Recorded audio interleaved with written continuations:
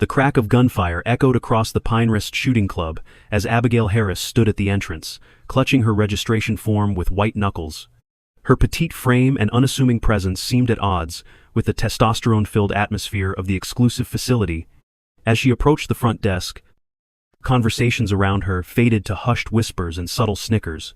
A tall, imposing man with silver-streaked hair looked up from his conversation, his eyes narrowing as they settled on Abigail. "Can I help you?" he asked, his tone suggesting she had wandered into the wrong building entirely. His name tag read, Aiden Jenkins. President. "Yes. I'm here for the qualification round," Abigail replied, her voice steady, despite the growing discomfort. "I registered online last week." She slid her confirmation across the polished mahogany counter, her neatly manicured nails contrasting with the calluses on her fingertips that no one seemed to notice. Aiden picked up the paper with 2 fingers as if it might be contaminated, his eyebrows rising incrementally as he scanned the document. "Miss Harris. Is it? I see you've signed up for the advanced division." His mouth curved into what could generously be called a smile, but his eyes remained cold. "That's our top-tier competition. Perhaps there's been a misunderstanding. We have a beginner's course that might be more appropriate for someone like yourself." The emphasis on "someone like yourself" hung in the air, heavy with implication. Around them, several men in expensive shooting gear exchanged knowing looks and poorly concealed smirks. Abigail's expression remained neutral, though something flickered behind her hazel eyes. "There's no misunderstanding. I've met all the qualification requirements as listed on your website." Her voice was soft but firm, her posture relaxed yet somehow unyielding. Aiden's smile tightened as he glanced at his companions, who had formed a loose semicircle around them. Among them was his son Gregory, a younger version of himself, with the same arrogant stance, but less restraint in hiding his disdain. "Look, ma'am," Aiden said, leaning forward confidentially as if sharing a piece of friendly advice, "this isn't like shooting at cans in a backyard. Our advanced division includes former military specialists, Olympic-level competitors.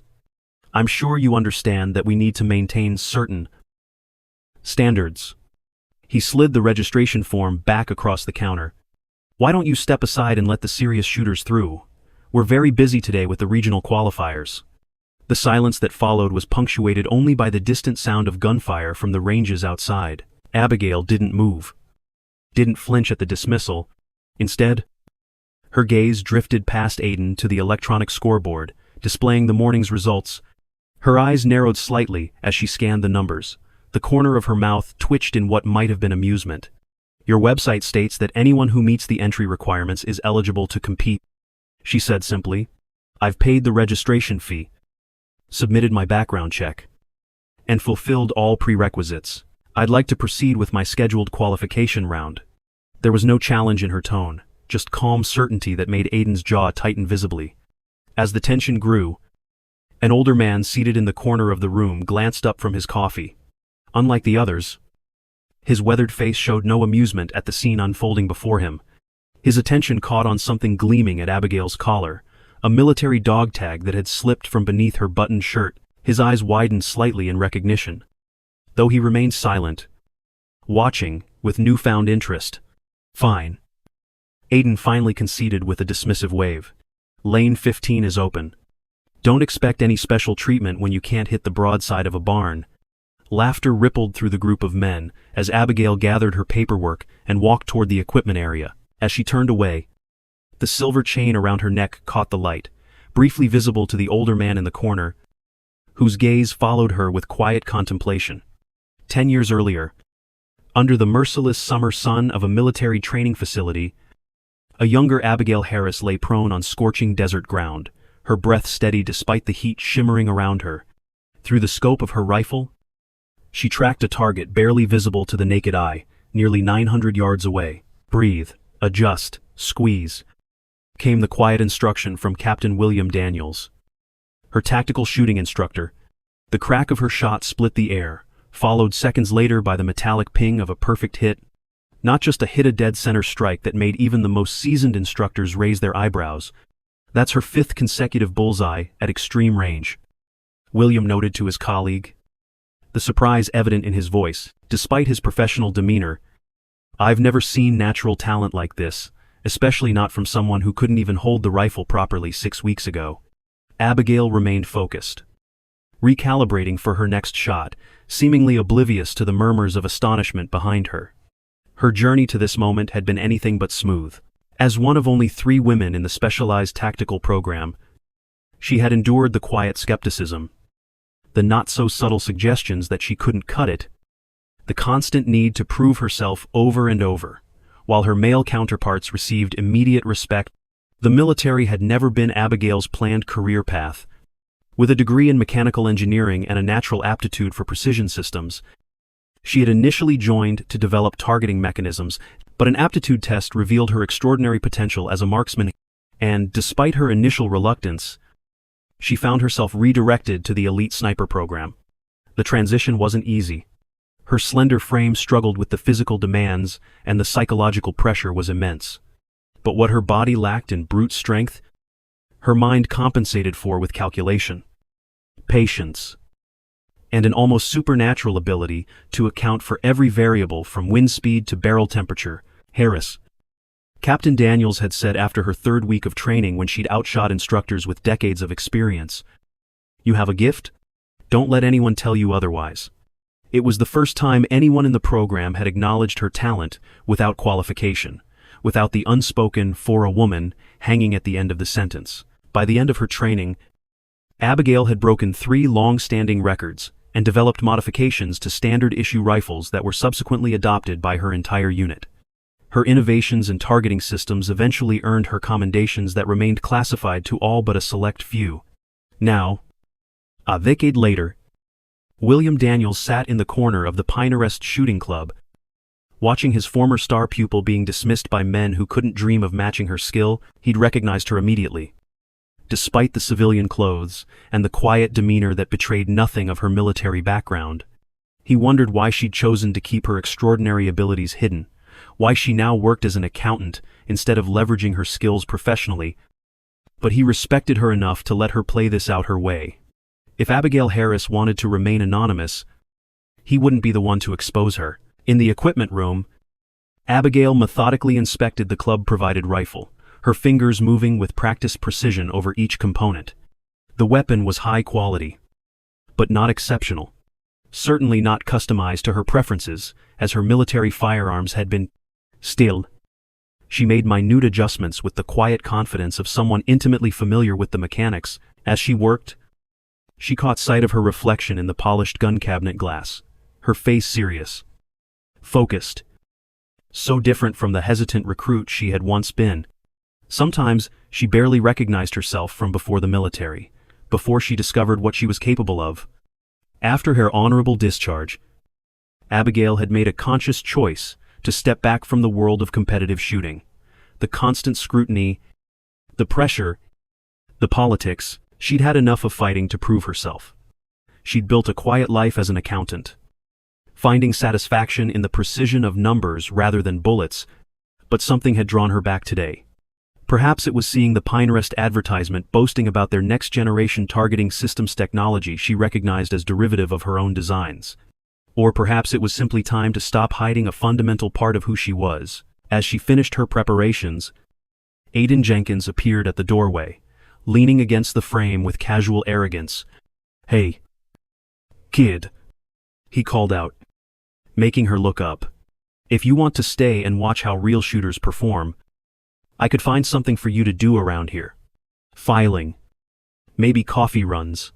His smile didn't reach his eyes, which gleamed with the satisfaction of someone who believed they were firmly at the top of their hierarchy. Abigail didn't respond immediately. She simply turned back to the rifle, completed her final adjustments, and then faced him. "Thank you for the offer, Mr. Jenkins," she said with a politeness that masked the steel beneath. "But I believe I'll just take my scheduled turn at the range instead." The look of mild surprise that crossed his face was small but satisfying.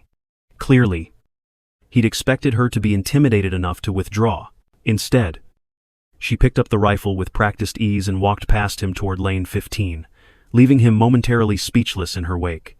The qualifying round at Pine Rest was structured as a three-tier challenge designed to progressively test a shooter's abilities under increasingly difficult conditions. Most newcomers failed at the second tier. Even experienced marksmen often struggled with the third.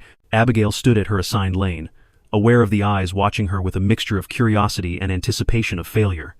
She could almost feel their collective wish for her to embarrass herself, to reinforce their belief that someone like her didn't belong in their exclusive world. Aiden Jenkins stood prominently among the spectators, his arms crossed over his chest. Beside him was Gregory, mimicking his father's posture, both wearing identical expressions of smug expectation. This should be entertaining. Gregory muttered loud enough for his words to carry. $10 says she doesn't even hit the paper on the first shot. Several of the men chuckled in agreement, placing informal bets on how quickly and spectacularly Abigail would fail. The first-tier target was positioned at 100 yards, a warm-up distance for serious shooters. But challenging enough for beginners to struggle, Abigail took her stance. Settling the rifle against her shoulder with practiced familiarity, she drew a steady breath, her mind automatically calculating variables that had become second nature through thousands of hours of training. The club members fell silent as she prepared to shoot, many leaning forward slightly in anticipation of the show they expected to witness. When Abigail pulled the trigger, the sound was almost anticlimactic. There was no dramatic recoil, no visible struggle with the weapon. Just a clean, controlled shot. When the target was brought forward for inspection, the bullet hole was precisely through the center.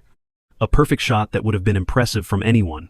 From a supposedly amateur woman who'd been all but laughed out of the building minutes before. It was stunning. A murmur of surprise rippled through the onlookers. Beginner's luck. Aiden dismissed. Though his confident smile had faltered slightly, the second tier will show her limitations. But the second tier 3 shots at 200 yards with a crosswind simulation yielded the same result. 3 perfect shots grouped so closely they formed a single ragged hole rather than 3 distinct points of impact. The murmurs grew louder. The jokes ceased. By the time Abigail completed the third tier, a series of moving targets at varying distances. Even the most skeptical observers had fallen silent, their disbelief palpable. William Daniels watched from the sidelines, a small smile playing at the corners of his mouth. He recognized Abigail's technique. The economy of movement, the perfect balance of speed and precision that had made her legendary in certain military circles. She was holding back. He could tell, deliberately shooting well, but not extraordinarily not revealing the full extent of her capability. It was enough to qualify, enough to earn grudging acknowledgement, but not enough to expose her real identity. "Who the hell is she?" one of the club members whispered to another as Abigail completed her final shot. "Nobody shoots like that without years of training." Professional training. The question echoed through the group as they struggled to reconcile the unassuming woman before them with the exceptional skill she'd just demonstrated. Aiden's face had darkened considerably, his pride visibly wounded by this unexpected development. As Abigail set down the rifle and stepped back from the shooting position, Aiden approached her with forced cordiality. "Well, Miss Harris, that was surprisingly competent. You've qualified for the advanced division. Though the competition itself is another level entirely." His tone suggested he still didn't consider her a genuine threat. "The preliminary round is next Saturday. Perhaps you'll want to reconsider your participation. The stakes and the pressure will be much higher." "I'll be here," Abigail replied simply, the quiet certainty in her voice causing Aiden's smile to tighten further. As she turned to leave, she found her path blocked by Gregory Jenkins and 2 other club members, their expressions no longer amused, but wary. "Avon hostile. We check backgrounds thoroughly for the advanced division," Gregory said, his voice low and challenging. "Strange that someone with your apparent skill level doesn't show up in any of the usual competitive circuits. Makes one wonder where exactly you learned to shoot like that." The implication was clear. They would be investigating her, looking for any reason to disqualify her before she could further disrupt their comfortable hierarchy. Before Abigail could respond, a gravelly voice cut through the tension. "I know exactly who she is." William Daniels had risen from his seat and was approaching the group, his weathered face serious, but his eyes bright with something that might have been pride. All heads turned toward the older man, a respected figure at the club. despite his preference for observing rather than participating in recent years. His gaze didn't leave the eagle insignia visible on Abigail's dog tags, and I'm willing to stake my 40 years of reputation on her right to compete here. The week before, the preliminary round hummed with tension at Pinewrest. Abigail's qualification had upended the established hierarchy, with William's endorsement simultaneously protecting her position and intensifying scrutiny. Behind closed doors, Aiden Jenkins orchestrated a meticulous investigation into her background. Frustrated by the classified nature of her military records, several of her files are restricted, unusual for a regular soldier, he told Gregory as they inspected the range. As a former Olympic alternate, perpetually overshadowed by naturally gifted competitors, Aiden had built Pinewrest as his personal kingdom, where his authority went unchallenged until now. Meanwhile, Abigail and William reconnected at a quiet diner miles from the club.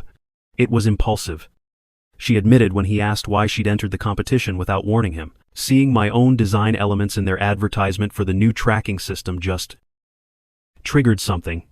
After 10 years building a life where my gender doesn't make people question my competence, seeing my innovations showcased in a place that would dismiss me outright, I couldn't ignore it. Her fingers traced the rim of her coffee cup as she added softly, "Maybe it's time to reclaim the part of myself I've hidden for too long." William understood the deeper meaning in her words. He'd witnessed her battles in the military, not just in combat zones, but against systemic biases and entrenched prejudices. "Jenkins won't make this easy," he warned.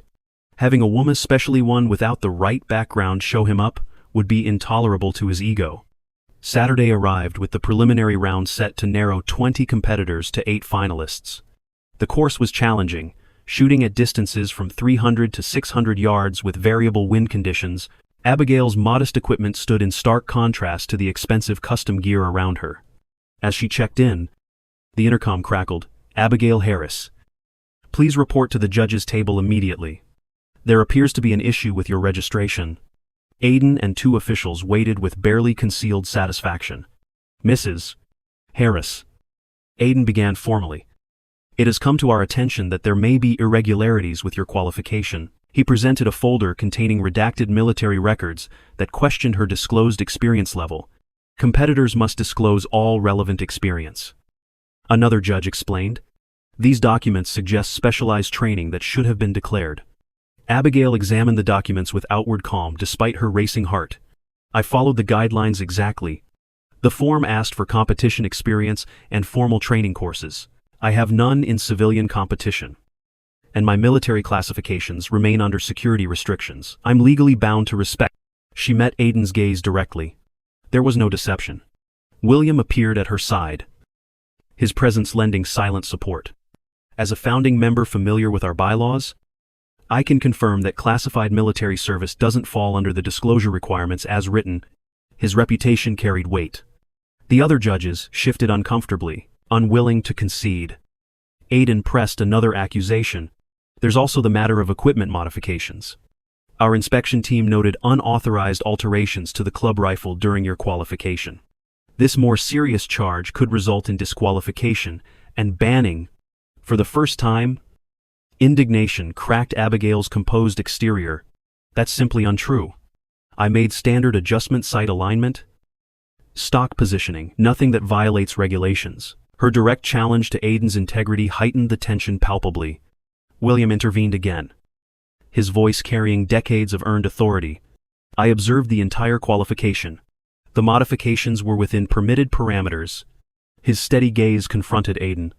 "Are you suggesting my assessment as a certified range safety officer is in error?" After a tense silence, another judge awkwardly suggested moving forward with the competition. As Abigail turned to leave, Aiden made one final attempt to regain control. "If you're as good as you claim, you should have no objection to a special exhibition match on our new testing range with the digital monitoring system I just invested in. The most advanced precision tracking equipment available. No more arguments about qualifications. Just pure skill for everyone to judge." The room fell silent, recognizing his challenge as both trap and opportunity. The new system would be calibrated to Aiden's specifications on unfamiliar ground, with maximum pressure. Yet, it also offered a chance to end questions once and for all. "I accept," Abigail said simply, her calm clearly not what he'd expected. A flicker of uncertainty crossed his features before he masked it with confidence. What he couldn't know was that Abigail hadn't just used advanced targeting systems, she had literally written the manual on the technology, forming the backbone of his prized new equipment. The exhibition match was scheduled immediately after the preliminary round, transforming a standard club competition into a highly anticipated showdown. Word spread rapidly, drawing rarely seen members and special guests to witness the confrontation. While other competitors prepared for their preliminary rounds, everyone understood the day's true highlight would come later. Abigail advanced through preliminaries with calculated restraint, qualifying fourth among 8 finalists. Competent enough to advance, but deliberately not dominating. William observed her strategy from the sidelines, recognizing she was playing a longer game than Aiden could anticipate. As the regular competition concluded, Aiden commanded center stage with practiced authority. "Ladies and gentlemen," he announced to the room that held few women besides Abigail, "we have a special treat today. Pinterest has recently invested in state-of-the-art targeting technology, the most advanced civilian system available." Pride resonated in his voice as he gestured toward doors leading to a restricted section.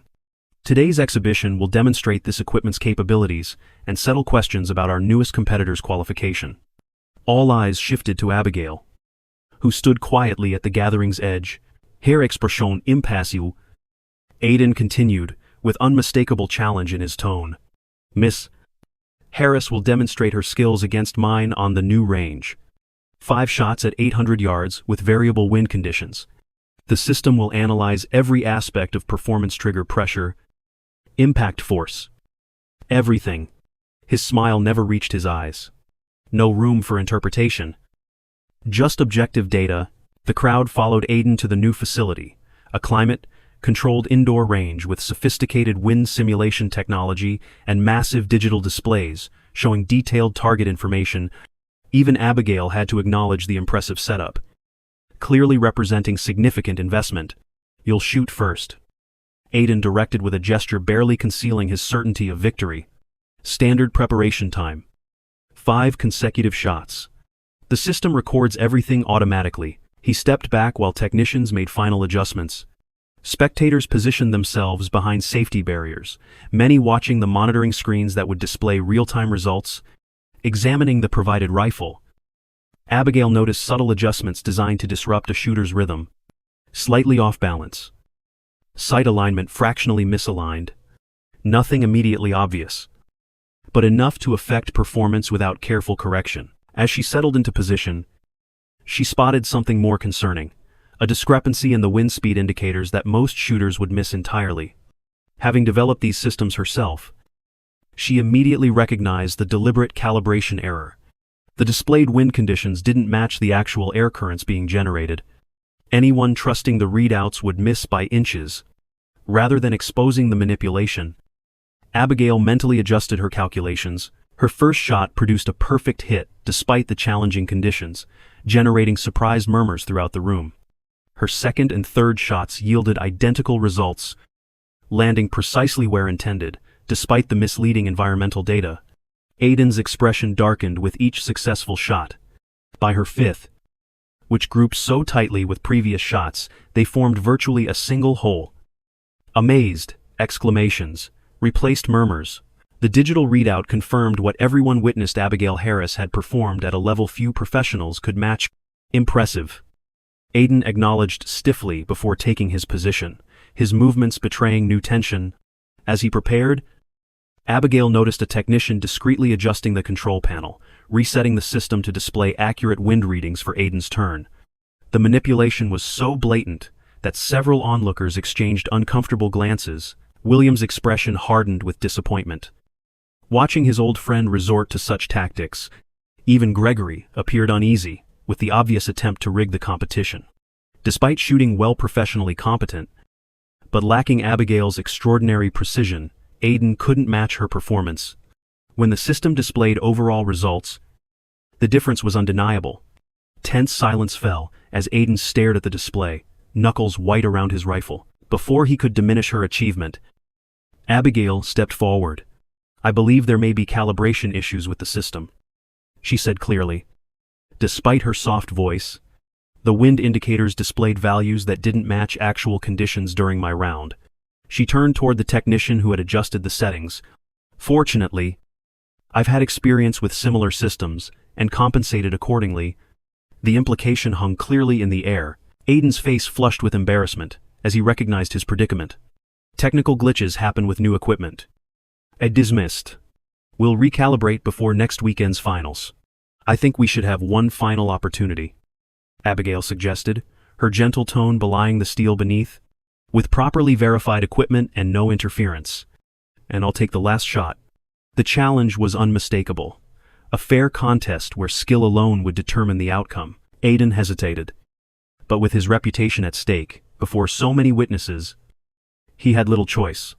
Fine, he agreed tersely. One shot each. Maximum distance. Verified settings. He gestured toward William. Grudgingly acknowledging the need for an impartial observer, Captain Daniels will verify the equipment. Let's settle this once and for all. The range was reset for the final challenge. A single shot, edit. 0 yards. The maximum the indoor facility could accommodate. This was extreme range shooting, the domain of elite specialists, where the slightest miscalculation meant complete failure. William Daniels personally verified every aspect of the system's calibration, his thoroughness leaving no room for manipulation. The gathered crowd fell silent in anticipation of what had become far more than a simple exhibition. Ladies first, Aiden offered with forced courtesy. But Abigail shook her head. I believe I requested the final shot. I'm content to wait. Something in her calm certainty visibly unsettled him. But he nodded stiffly and took his position. Aiden's preparation was meticulous. He calculated every variable before taking his shot. The room collectively held its breath until the impact registered, an excellent shot landing within 2 inches of dead center. Appreciative applause followed as he stepped back, unable to hide his satisfaction. It was a shot few could equal, let alone surpass. He turned to Abigail with barely concealed triumph. Your turn, Miss Harris. That's going to be difficult to beat. Abigail approached with the same quiet focus she'd maintained throughout the day. A strange hush fell over the room. Not just silence, but weighted anticipation, as if everyone sensed they were about to witness something extraordinary.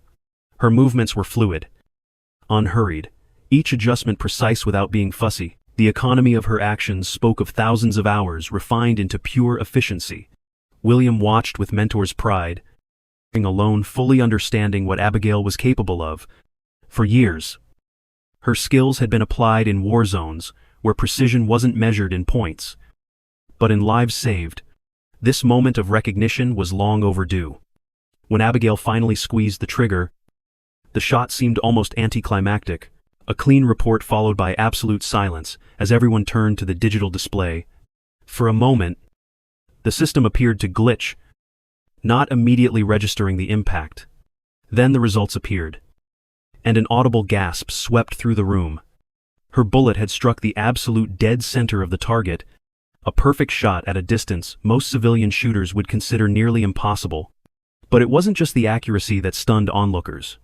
It was the additional readings. The monitor displayed analytics about impact, force, and velocity exceeding the parameters the system was designed to measure. A warning flashed. Measurement limits exceeded. The shot had been so perfectly executed that it had essentially broken the tracking capabilities of the state-of-the-art system. As implications sank in, all eyes turned to Abigail, seeing her truly for the first time not as an interloper, but as a master of her craft. Aiden stared at the monitor in disbelief, his earlier satisfaction evaporating before irrefutable evidence. This wasn't just a better shot than his. It demonstrated skill on an entirely different level. Before he could respond, a technician approached with confused respect. Sir? The system is showing unusual readings. According to the database, the shooting pattern and precision metrics match the system's original calibration protocols, the ones provided by the manufacturer's lead designer. A murmur spread as Aiden turned to Abigail. What does that mean? How is that possible? But William stepped forward, his weathered face breaking into a broad smile at what he clearly considered long overdue recognition. It means, Aiden, that you've been privileged to witness something remarkable today," William said, his voice carrying easily. The original calibration protocols for this system were developed by Captain Abigail Harris during her service with the Advanced Tactical Systems Division. The patents are classified, but the technology you're so proud of installing, she helped design it. He turned to Abigail with unmistakable pride. "Isn't that right, Captain?" All eyes shifted to Abigail, who maintained her composure despite being the center of attention. "The core tracking algorithms are based on work I did, yes," she acknowledged quietly. "I recognize the framework.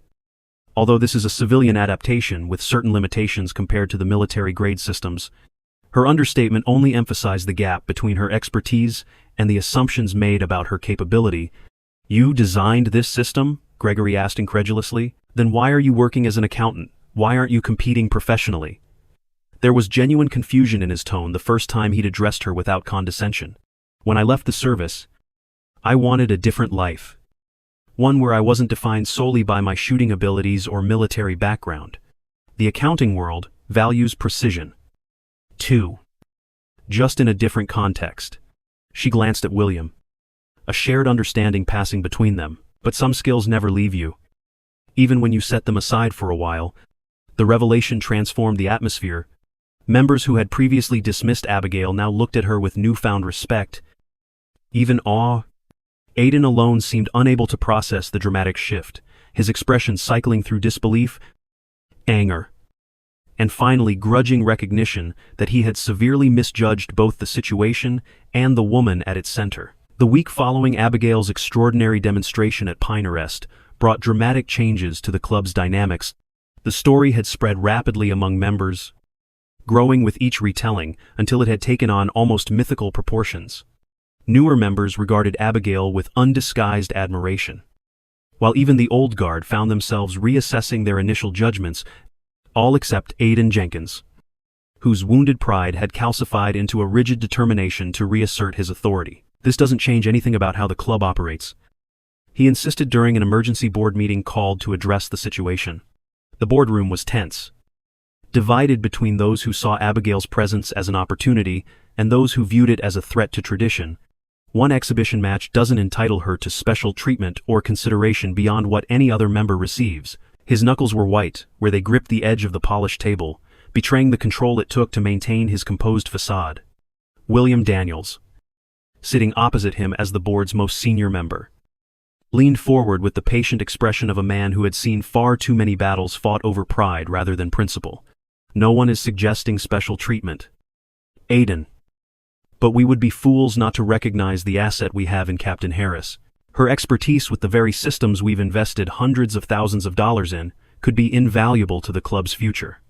The discussion continued in circles, with Aiden resisting any suggestion that might diminish his position or acknowledge Abigail's superior expertise. What he couldn't have known was that at that very moment, Abigail was in the club's technical room at the invitation of several board members, examining the malfunctioning display system that her perfect shot had overwhelmed. The damage wasn't severe, but it had exposed flaws in the installation that could have eventually led to more significant failures. "The calibration is off by about 3 degrees, she explained to the technicians who had initially been skeptical of her involvement, but now watched in fascination as she navigated the system's complex interface with easy familiarity. "And the impact sensors are installed at the wrong depth. They're registering echo readings from the backstop material, which is throwing off your velocity calculations."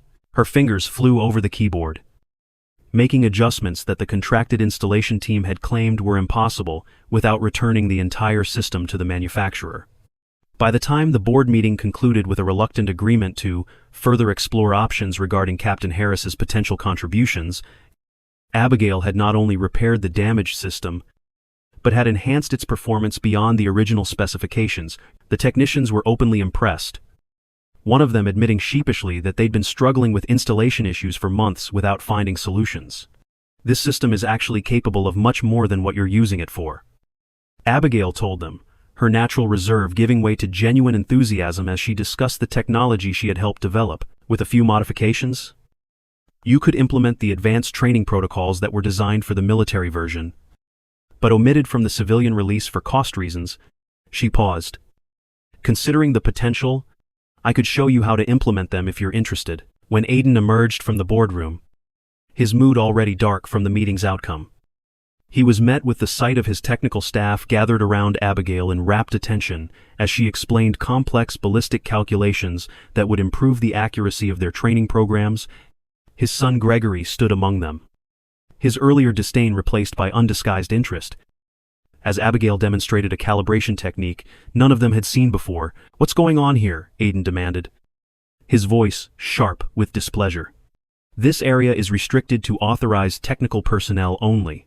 The implied accusation that Abigail was somehow trespassing hung in the air, an increasingly desperate attempt to reassert control over a situation that had long since slipped from his grasp. Before Abigail could respond, the head technician stepped forward, his usual deference to Aiden tempered by newfound professional excitement. "Mr. Jenkins, Captain Harris has just saved us at least $20. Zero in-service calls. The system isn't just fixed, it's running better than when it was installed. She's showing us modifications that the manufacturer charges premium consulting fees to implement." There was no missing the respect in his voice or the implied criticism of Aiden's attempt to sideline someone with such valuable expertise. Aiden's face flushed. But before he could formulate a response, William appeared at his side, placing a calming hand on his shoulder. "Aiden, I think it's time for a private conversation," he said quietly, steering his old friend away from the gathered group, "about the future of Pinecrest and the opportunities we're facing." Though resistance was evident in every line of Aiden's body, he allowed himself to be led away, perhaps recognizing that a public confrontation would only further undermine his position. In William's office, a space filled with trophies and memorabilia from a distinguished military and competitive shooting career, Aiden finally gave voice to the fear that had driven his behavior from the moment Abigail had walked into his club. "She's going to change everything," he said, the admission dragged from him reluctantly. "Everything I've built here, everything I've established, it will all be different if someone like her becomes the standard." William regarded him with a mixture of sympathy and exasperation. "Change is coming whether you fight it or not, Aiden. The question is whether you want to be remembered as the man who tried to hold back progress or the one who had the vision to embrace it." He gestured to the photographs on his wall, images of diverse shooting teams from his military days. Men and women of various backgrounds united by shared excellence. The world of competitive shooting is evolving. Pinecrest can evolve with it, or it can become irrelevant. The choice is yours. But I know which legacy I'd prefer to leave. As this conversation unfolded, Abigail found herself surrounded by club members eager to learn from her expertise. The initial suspicion had given way to genuine appreciation, especially among the younger members who cared more about skill than tradition. She answered questions patiently, demonstrated techniques when asked, and gradually revealed more of the passion for the sport that she had suppressed for so long. "Why did you really come back to shooting after all this time?" one of the younger women asked, voicing the question many had wondered, but few had dared to ask directly. The room quieted, attention turning to Abigail as she considered her response. "I never truly left it behind," she admitted after a thoughtful pause. "It's been part of who I am for too long. But I needed to find a way to engage with it on my own terms. Not just as the female shooter or the military specialist." She looked around the room, her gaze direct and honest. "When I saw the advertisement for the new system here, technology I helped create being presented as the exclusive domain of real shooters, something just clicked. I realized I was tired of hiding my abilities to make others comfortable with their assumptions." Her honesty resonated with many present, particularly those who had faced their own battles against preconceptions and stereotypes. The conversation might have continued in this reflective vein, if not for the sudden reappearance of Aiden and William, their expressions suggesting that significant decisions had been made. Aiden stepped forward, and for a moment the old tension returned to the room. But when he spoke, his voice carried a resignation that gradually gave way to something approaching genuine respect. "Captain Harris," he began formally, "it has been brought to my attention that Pinecrest would benefit greatly from your expertise. The board has approved the creation of a new position, Technical Director and Advanced Instructor, and we would like to offer it to you." The surprise that rippled through the gathering was nothing compared to Abigail's own astonishment. Of all the outcomes she had imagined when she walked into Pinecrest that first day, this had never been among them. She glanced at William, who nodded slightly, encouraging her to consider the offer seriously. This club has a proud tradition, Aiden continued, the words clearly difficult for him, but delivered with growing conviction. But traditions that don't evolve become relics. Pinehurst should represent the best in marksmanship, regardless of who demonstrates that excellence. He extended his hand, a gesture that cost him visibly in pride, but which he completed with unexpected grace. We would be honored to have you join us in shaping the club's future. Abigail regarded him thoughtfully, recognizing the significant concession this represented. After a moment's consideration, she accepted his handshake, her grip firm and professional. I would be interested in discussing the position, she said carefully, neither committing fully nor dismissing the opportunity outright, particularly if it includes implementing a more inclusive training program for members of all backgrounds and experience levels. As conversations erupted around them, Abigail caught Gregory's eye across the room. The young man, who had been so dismissive of her initially, now regarded her with a complicated mixture of respect, curiosity, and perhaps a touch of healthy intimidation. He approached slowly, waiting until his father had moved away before speaking. I owe you an apology, he said simply, with a directness that suggested he might have more potential than his earlier behavior had indicated. I made assumptions that were wrong, and I was disrespectful. Sometimes, Abigail replied with a small smile, meeting his gaze directly. People need to be reminded that true value doesn't come from what they see on the surface. It was a gentle rebuke, but also an invitation to look deeper, to question assumptions, to recognize excellence wherever it appeared. And for the first time since she had walked into Pinehurst Shooting Club, Abigail felt fully present in both aspects of herself, the precise, disciplined military specialist and the thoughtful, determined woman who had forged her own path against formidable odds. 6 months transformed Pinehurst Shooting Club almost beyond recognition, where once the walls had displayed only fading photographs of the same circle of men celebrating the same traditional accomplishments. Now a diverse array of images showcased achievement across many demographics. The membership had expanded by nearly 30%, with a notable increase in women and younger shooters drawn by the club's newly progressive reputation and cutting-edge training programs. At the center of this transformation stood Abigail Harris, whose technical director position had evolved into something far more significant than anyone had initially envisioned. Her redesign of the training protocols had not only maximized the potential of the club's equipment, but had created pathways for shooters at all levels to improve their skills systematically. The advanced targeting system, now properly calibrated and enhanced beyond its original specifications, had become a draw for serious competitors from across the region. We've received inquiries from 3 other clubs asking if you would consult on their installations, William told her as they observed a group of new members working through a beginner's qualification course. The pride in his voice was unmistakable. Not just for Abigail's accomplishments, but for the evolution of the institution he had helped found decades earlier. And the National Association has expressed interest in your training methodology for their youth development program. Abigail watched as a young woman celebrated hitting her target consistently for the first time, the joy of achievement radiating from her face. It's been rewarding to see people discover capabilities they didn't know they had, she replied, her normally reserved demeanor warming with satisfaction, especially those who might have been discouraged from even trying in the old environment. The most surprising development perhaps had been Aiden Jenkins' gradual but genuine acceptance of the new direction. After the initial adjustment period during which he had struggled visibly with his diminished authority, he had found an unexpected niche as the club's historian and ambassador. His extensive knowledge of competitive shooting's traditions and evolution made him valuable in connecting the club's past with its future, particularly with older members who might otherwise have resisted change. Today marked a significant milestone, the official opening of Pinehurst's new training center, specifically designed for women and youth shooters. The spacious facility incorporated Abigail's insights about creating accessible entry points for newcomers while maintaining pathways to the highest levels of proficiency. As members and guests gathered for the ribbon-cutting ceremony, the atmosphere buzzed with an energy that would have been unimaginable in the exclusionary environment of 6 months prior.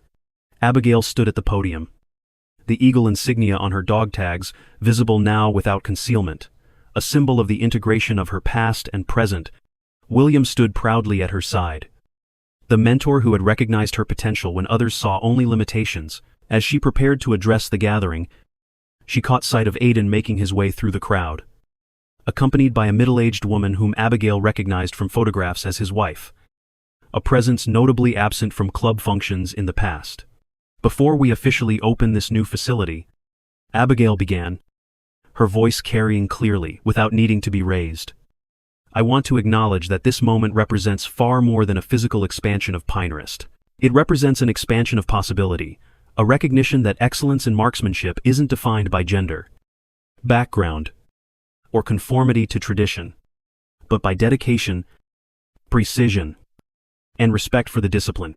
Her gaze swept across the diverse faces before her longtime members, who had initially resisted her presence, now standing alongside newcomers who might never have found a place in the old Pinterest. The skills we develop here focus, patience, technical mastery extend far beyond the range.